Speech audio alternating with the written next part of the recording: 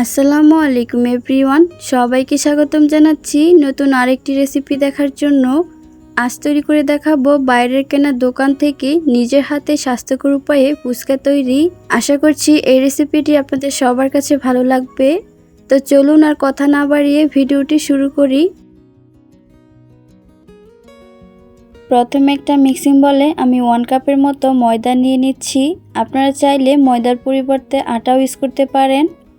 এরপর এখানে দিয়ে দিচ্ছি 1/3 কাপের মতো সুজির পরিবর্তে আপনারা এখানে চালের গুঁড়োটাও ইউজ করতে পারেন। এখন হচ্ছে ময়দা আর সুজিটাকে খুব ভালো করে মিশিয়ে নিতে হবে। তো মিশ্রণগুলোকে আমি খুব ভালো করে মিশিয়ে নিয়েছি। এবার আমি এর মাঝে অ্যাড করব অল্প পরিমাণে লবণ। চেষ্টা করবেন লবণের পরিমাণটা একেবারে কমিয়ে দেওয়ার জন্য, এতে করে কিন্তু ফুচকাটা আর নরম বা নিতে থাকবে না। এরপর এখানে 1 টেবিল চামচের মতো বেকিং পাউডার দিয়েছি। সব কিছু দেওয়ার পর এবার ভালো করে মিশিয়ে নিচ্ছি। মিশ্রণগুলোকে ভালো করে মিশিয়ে নিয়েছি।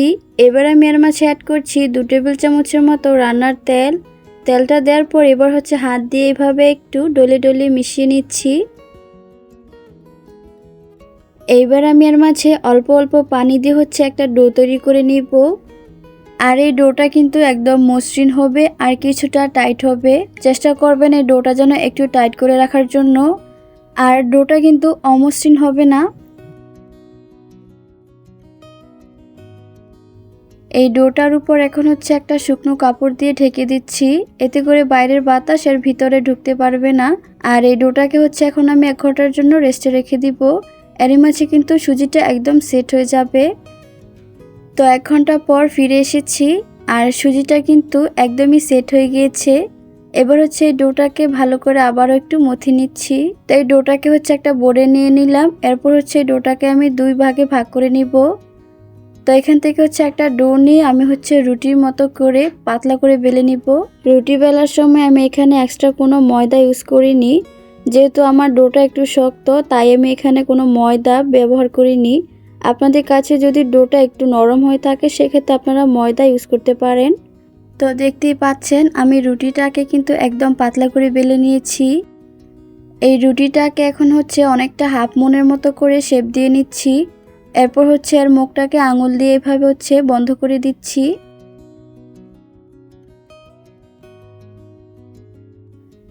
এরপর হাফ মুনের মতো এই রুটিটাকে আবার আমি পাতলা করে বেলে নিচ্ছি।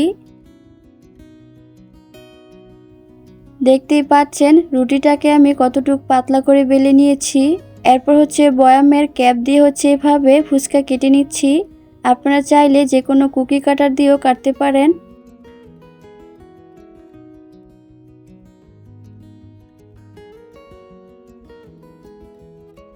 দেখতেই পাচ্ছেন বয়ামের ক্যাপ দিয়ে কিন্তু আমি অনেকগুলো ফুচকা কেটে নিয়েছি।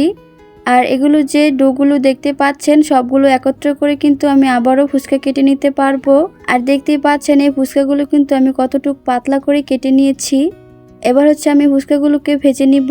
এর জন্য আমি চুলায় একটি কড়াই বসিয়ে আমি রান্নার তেল দিয়ে তেলটাকে একদম গরম করে নিয়েছি। আর ফুচকা ভাজার ক্ষেত্রে কিন্তু তেলটা একেবারেই গরম করে নিতে হবে, যেন তেল থেকে ধোঁয়া বের হয় এরকম গরম করে নিতে হবে। এক এক করে ফুচকাগুলো সব তেলে দিয়ে দিয়েছি। এবার চুলা আঁচটাকে বাড়িয়ে এই ফুচকাগুলোকে ভেজে নিচ্ছি। দেখতেই পাচ্ছেন ফুচকাগুলো কিন্তু তেলে দেওয়ার সাথে সাথে একদমই ফুলে উঠেছে। ফুচকাগুলোকে উল্টিয়ে পাল্টিয়ে খুব সুন্দরভাবে ভেজে নিচ্ছি। ফুচকাগুলোকে গাঢ় বাদামি কালার করে ভেজে নিব, এতে করে যেমন দেখতে সুন্দর লাগবে আর ততটাই কিন্তু ক্রিস্পি হবে। দেখতেই পাচ্ছেন খুব সুন্দর একটি কালার চলে এসেছে। এবার আমি তেল থেকে ফুচকাগুলোকে উঠিয়ে নিচ্ছি। বাকি যে ফুচকাগুলো রয়েছে একইভাবে তেলে দিয়ে আমি খুব সুন্দর করে ভেজে নিব।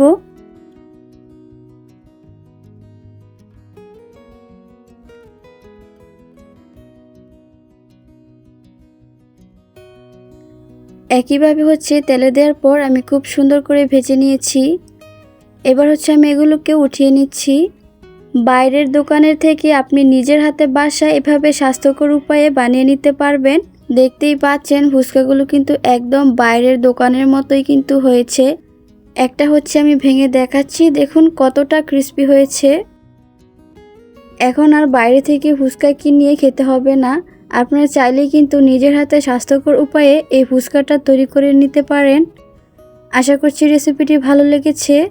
রেসিপিটি কেমন লাগলো তা অবশ্যই কমেন্ট বক্সে জানাবেন। আর সবাই ভালো থাকবেন, সুস্থ থাকবেন। আল্লাহ হাফেজ।